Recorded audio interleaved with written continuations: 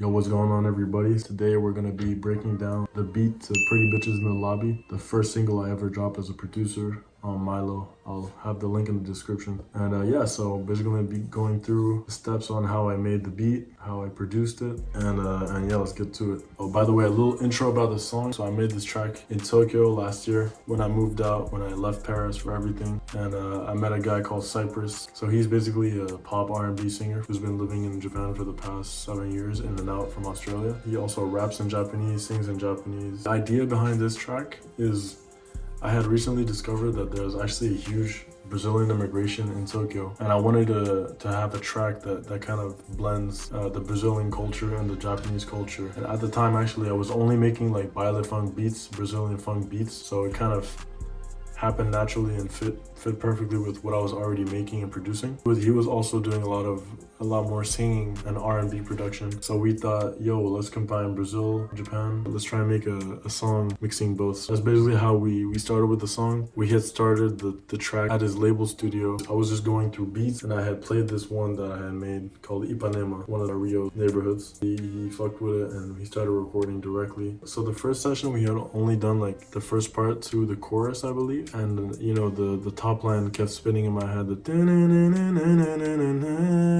I remember singing it when I was going home on the train. I was like, yo, I think we got something. We should try and keep at it. We had ended up doing a second session and he recorded basically all of the vocals. And then he sent me the stems so I could mix them out. But anyways, let's get into the track. I'll play a bit of it and then we'll deconstruct.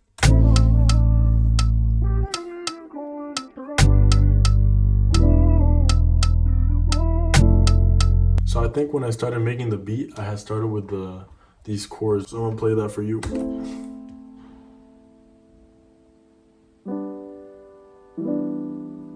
Always play with your velocity, guys, by the way, when you're doing keys. I don't remember if I played these on the keyboard. I might have. So that's maybe why the velocity feels so natural. I was using Labs, so this is a free plugin. I was using the soft piano. And then I'm pretty sure after the piano, I had found this vocal sample, I believe on Splice. Either Splice or a beat pack, I'm not sure. So you already get that nice R&B vibe. So after that, I'm pretty sure I added this bass, which is from a one-shot kit. I'm gonna open that up for you guys. Very simple, just following the root notes. Then I started adding some percussion. So easy, simple. Just like the classic violet funk rhythm.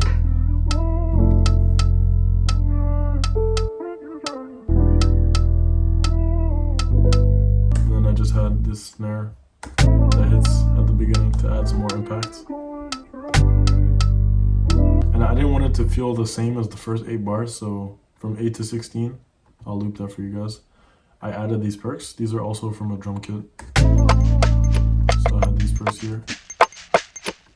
And play the drums for you guys. I remember picking this out from Splice. This was from a Brazilian kit as well. And I just felt it fit perfectly at the end of those.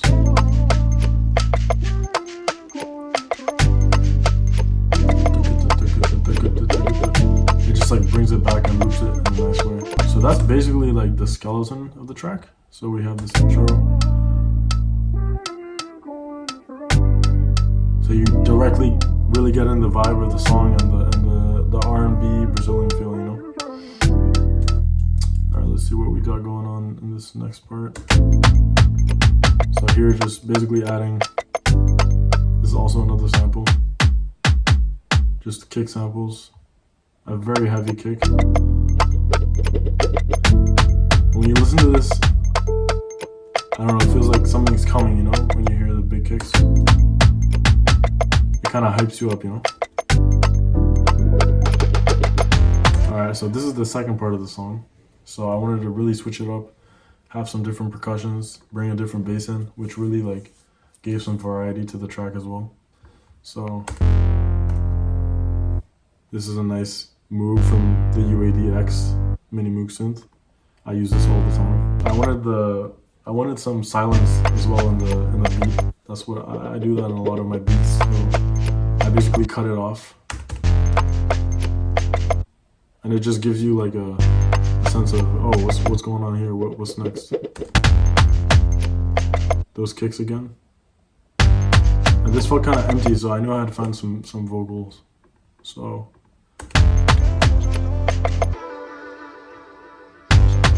basically 3 stacks of vocals. So let me play those for you. So these 2.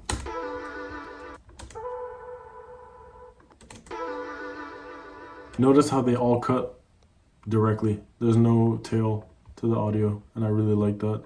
I think that's what makes this whole section kind of special. And I was also thinking of the vocal. How would the singer get on this? And I don't know, it just leaves a lot of space for the vocal. So I guess this is like the pre-hook, and then we get in the main part again.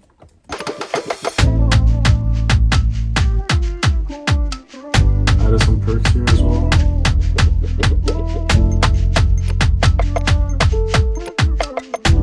And I added the vocals again for the chorus. I think the only thing I added in this last section, I do this sometimes as well, is just a high violin. It just adds tension to the beat.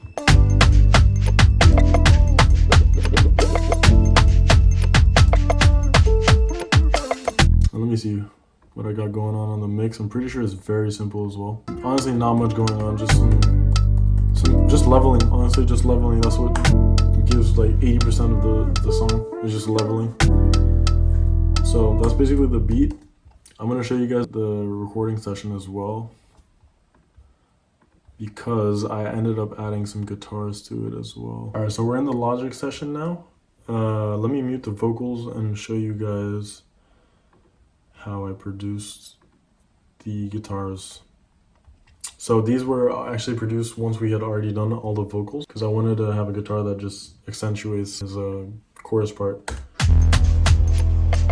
So let's focus on these guitars. So I got a couple takes on here. I'm basically just following his melody. So got a left, got a right. Got a center doing a harmony here. And I think just a double of that harmony, and then we got a last one here. So I was recording all of this on my Fender. When I got back to Paris, I didn't actually have an electric guitar in Tokyo. So this was added post-production, but let's go through all these plugins. So I got my guitar bus here, and the main amp for this section is the Archetype. So let's open it up. It's actually the John Mayer, which came out recently. This is the Crystal Clear Pop preset. So I just put that on, gave it that tone. So that's the tone with nothing on it, just the guitar. I think I maybe had a low cut on my Apollo. Then I had a compressor, Pro C, basically side chaining the vocals so that you'll see when I open up the whole mix.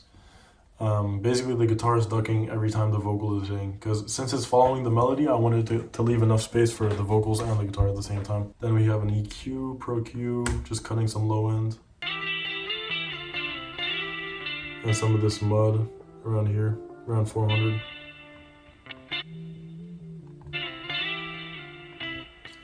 We have another compressor, and I think this is basically doing the same side chaining. Soothe, which is amazing plugin. You guys probably heard of this one. It's basically just getting rid of any unwanted frequencies. Echo Boy. This preset is absolutely amazing. If you go in the classics, it's the first preset. It basically gives a little more room, a little more space to your guitars, a little more flavor, a little secret sauce there. Then I got a plate verb on it. This is the little plate. Love this reverb. Always remember to cut some of the low end, otherwise it will bring up too much mud. I got a chorus on here with RC20, which I hadn't used in a long time, with this producer grind preset. And the last plugin is Flash. Flash is a transient shaper. Get rid of some of the attack and add some sustain to the guitars. So that's basically the processing for the first guitar takes, and they're all bussed out to this reverb. So vintage verb, classic. I have a chorus on the reverb, and then I think just a Pro Q to clean up some of those frequencies. Let's get to the guitar solo at the end. So I think I have a different archetype on this one. This is the Nolly X. This is a really nice plugin from Archetype as well. This is on the default setting. Really gives it that solo guitar sound. And I'm basically doing the same thing here, ducking, side chaining the compressor to the vocals. I have a crystallizer on it. I think it's just giving some textures. Pro Q, cutting off some of the lows and unwanted frequencies around 2.5K. And then we got Soothe doing some amazing stuff there, cleaning up some of those unwanted frequencies, keeping everything clean basically. This is the guitar clean and with the amp. Really gives it that solo vibe. All right, now let's get to the vocals. So Cyprus recorded these, as I was saying, in his studio. He was going through my sound card, which I brought the Apollo Twin into a U87, I believe. He was doing his production on Ableton. He has his own presets, but he ended up just sending me everything with the autotune and cutting off all the plugins. So I did the vocal mix as well.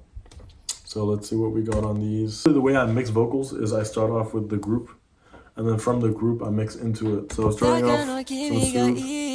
I feel it in my soul.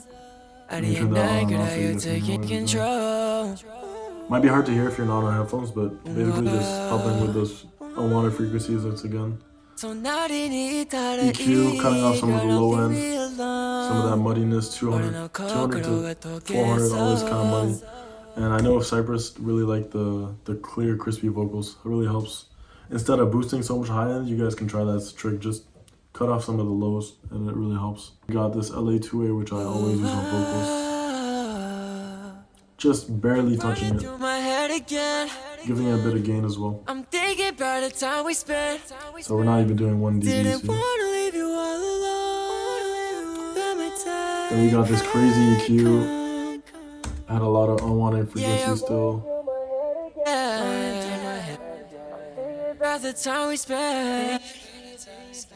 Losing some of those highs as well.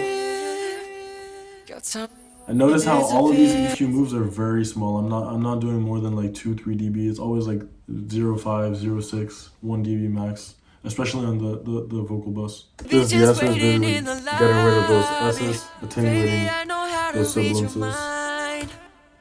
Then we got this EQ, which is doing a lot of the heavy load, boosting the highs, getting rid of some of those high mids, getting rid of some of those basses as well. Really recommend this EQ. It's amazing EQ, the UADX. It's full EQ. And so basically after that, the processing basically went from lead to ad-libs. And I have all of these kind of running different settings. EQ compression basically. The hits fill once again. Getting that tone that I like. Echo Boy. So I got 2 Echo Boys running on each lead. This is barely touching the vocal, just giving it a bit of space. Run, baby, pick it up. I never think about me when he beat it up. The processing on these ad-libs was a little different. I wanted them very auto-tuned, so I added a bit more EQ, cutting the lows, thickening the vocal with that 1.5K hertz. I got Pro C again.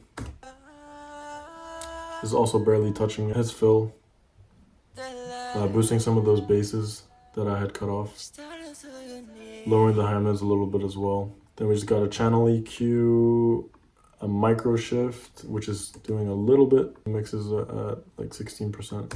We have that pan man, just giving it a bit of width as well. Yeah, that's basically it for the vocals. Just very, very basic EQ compression. Some special effects on the ad-libs. I usually have one main reverb that I have on the vocal just to give it a bit of air. So I like this Vintage Verb drum air, really good one. Then I have it going to my main reverb, which is also the Vintage Verb. I got a chamber going on here. That's what we were using at Cyprus's house. I remember he really likes chambers. Put the decay a little down, low cut, always on the reverb. I got a chorus again on the reverb. EQ cutting off some of those 1.5K hertz. As far as the delay, Echo Boy doing a 1/4 on ping pong. It's just giving it more width as well. And then that's running through the chorus as well. And at some occasions we have some parallel compression as well, just adding a bit more harmonic distortion. And that's also going through doubler, just adding some more thickness. And yeah, that's basically it for the song, guys. I hope you guys enjoyed though, and I will be breaking down all of the other tracks on the album. Thank you guys for watching, and I'll see you guys in the next one.